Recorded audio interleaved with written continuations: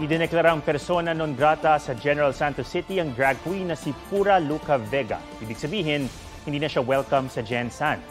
Kinokondena raw ng lokal na pamahalaan ng viral performance niya sa saliw ng ama namin habang nakabihis ala Poong Nazareno. Sabi ng LGU, malinaw na naka-offend sa Christian community ang performance ni Pura Luca Vega.